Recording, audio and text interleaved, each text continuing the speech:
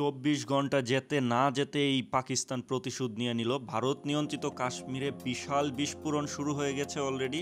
ভারত নিয়ন্ত্রিত কাশ্মীরে জম্মুতে বৃহস্পতিবার একাধিক বিস্ফোরণের ঘটনা ঘটেছে। ভারতের সেনা সূত্র জানিয়েছে পাকিস্তানের ড্রোন হামলায় এসব বিস্ফোরণ ঘটেছে বলে তারা সন্দেহ করেছে। রয়টার্সের একজন সাংবাদিক বলেছেন, রাতে সাইরেন বাজার পাশাপাশি জম্মুর একপাশে লাল শিকা ও প্রজেক্টাইল দেখা গেছে। নাম প্রকাশ না করার অনুরোধে জানিয়েছে ভারতীয় একজন কর্মকর্তা বলেছেন, জম্মুর বেশ কয়েক জায়গায় এবং পাশের শহর আকনুর, সাম্ভা ও কাঠুয়ায় হামলা হয়েছে। ভারতীয় সেনা স্থাপনাগুলো আক্রমণের মুখে পড়েছে। জম্মুর 5 জেলায় এটা ঘটেছে বলেছেন ভারতীয় একজন নিরাপত্তা কর্মকর্তা। তাৎক্ষণিকভাবে এ বিষয়ে পাকিস্তানের পক্ষ থেকে কোনো বক্তব্য পাওয়া যায়নি। এর আগে পাকিস্তানের মন্ত্রী খাজা মোহাম্মদ আসিফ বলেছিলেন, প্রতিশোধমূলক পদক্ষেপ গ্রহণ ক্রমে নিশ্চিত হচ্ছে।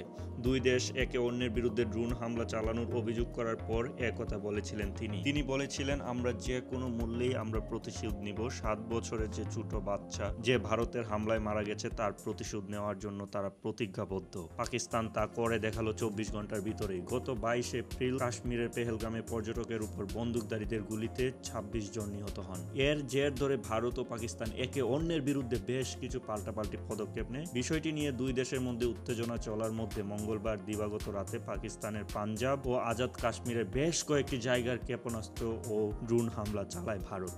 ভারতের এ হামলায় 31 জন নিহত ও অর্ধশতাধিক ব্যক্তি আহত হয়েছে বলে পাকিস্তানের সেনাবাহিনী জানিয়েছে। এরপর থেকে কাশ্মীরের নিয়ন্ত্রণ রেখায় ভারত ও পাকিস্তানের সেনাদের মধ্যে গোলাগুলি হয়। এর মধ্যে আজ পাকিস্তান জানায়, গত রাতে ভারতের নিক্ষেপ করা 25টি ড্রোন ভূপাতিত করেছে তারা। অপরদিকে ভারতের প্রতিরক্ষা মন্ত্রণালয় বলেছেন, তাদের আকাশ ও প্রতিরক্ষা ব্যবস্থা ভারতের সেনাবাহিনীর স্থাপনা লক্ষ্য থেকে পাকিস্তান থেকে নিক্ষেপ করা ড্রোন ও ক্ষেপণাস্ত্র নিষ্ক্রিয় করে দিয়েছে। এরপর রাতে ভারত নিয়ন্ত্রিত কাশ্মীরে এসব বিস্ফোরণ ঘটাল। মোদি যে রাফাল যুদ্ধ বিমান নিয়ে সে গর্ববোধ করত, সেই রাফাল যুদ্ধ বিমানকে যখন পাকিস্তান ধ্বংস করে ফেলে, এই রাফাল ভারতের কাছে বিক্রি করার কারণে এবং এইটা পাকিস্তান পতিত করার কারণে রাতারাতি ফ্রান্সের এই রাফাল যুদ্ধ বিমানের কিন্তু শেয়ার 6% ডাউন হয়ে যায়। মানে একটা বিশাল ক্ষতির সম্মুখীন হয় এই কোম্পানিটা। রাফাল কোম্পানির যে গবেষক আছে তারা চিন্তা করতেছে, আমাদের যুদ্ধ বিমান ভালো, কিন্তু ভারত ভালোভাবে অপারেট বা পরিচালনা না করার কারণে তাদের কোম্পানি থেকে এখন আর কেউ